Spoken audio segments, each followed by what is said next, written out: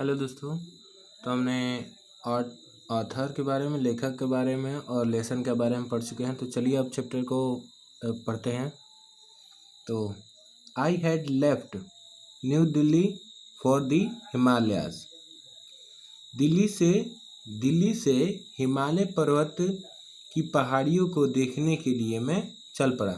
यानी कि जो लेखक थे वो हिमालय की पहाड़ियों को देखने के लिए वो दिल्ली को छोड़कर हिमालय की पहाड़ी को देखने के लिए चल पड़े।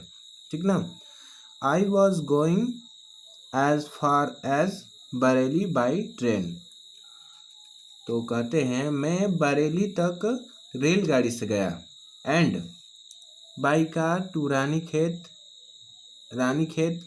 वो रानीखेत तक कहाँ से? कार से गए। ठीक ना।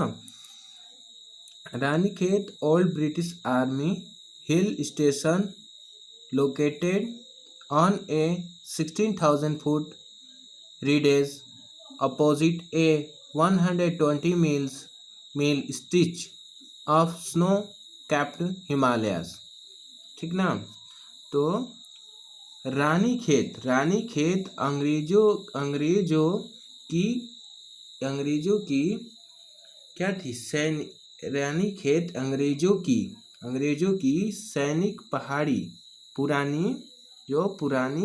सैनिक पहाड़ी थी, जो पुरानी सैनिक थी, जो 6,000 फुट लंबे पर्वत श्रृंखला पर यानी ऊंचाई पर स्थित थी।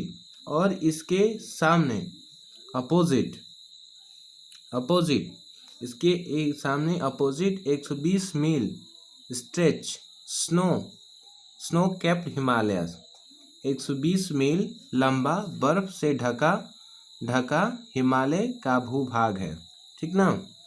दी ट्रेन वॉज स्लोली, ट्रेन धीरे धीरे चल रही थी। And it stopped at all the way station, वो रास्ते के प्रत्येक स्टेशन पर क्या रुकती जाती थी। ठीक ना। यानी कि रुक कर चल रही थी।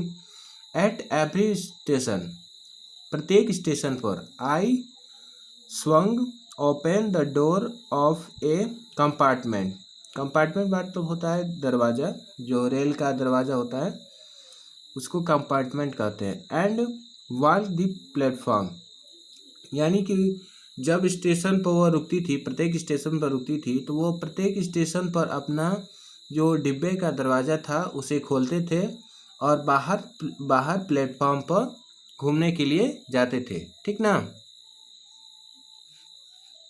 आगे देखेंगे। दी प्लेटफॉर्म वेयर पैक्ड,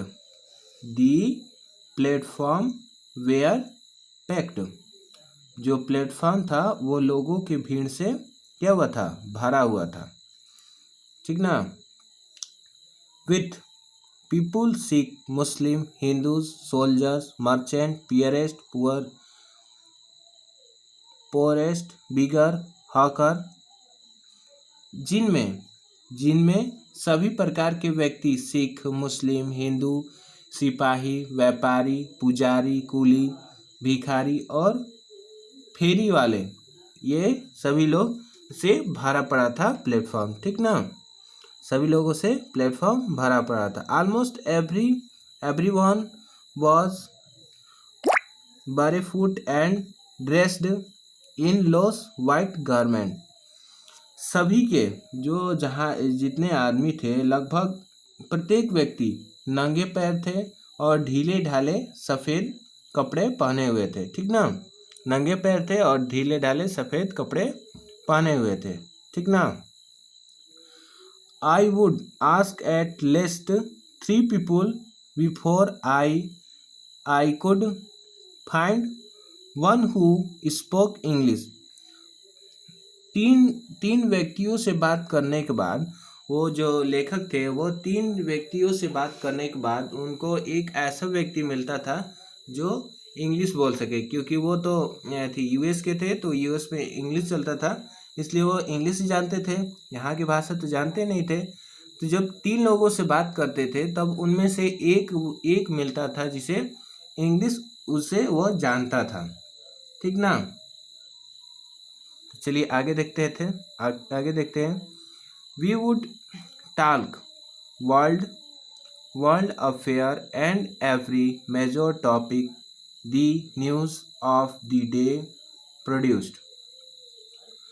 में वो कहते हैं हम सांसारिक मामलों पर प्रत्येक बड़े बड़े विषय पर तथा प्रतिदिन के समाचार पर बातचीत करते थे।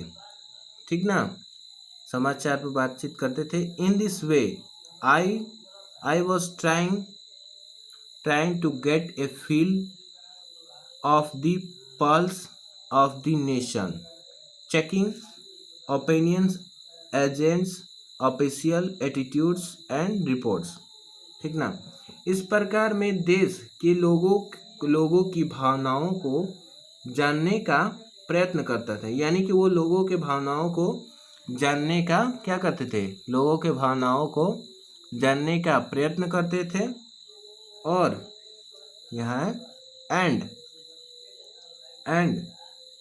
रिपोर्ट्स, और सरकारी व्यवहार तथा खबरों के विरुद्ध मत को परखते थे। जो खबरों के विरुद्ध मत थे उसके बारे में परखते थे कि लोगों के बारे में कैसा विचार है, ये सभी वो जानना चाहते थे। ठीक ना, तो आज के लिए बस इतना ही। बढ़िया से समझ लिए होंगे, बढ़िया से पढ़िएगा। कल अगला पैराग्राफ पढ़ाऊँगा।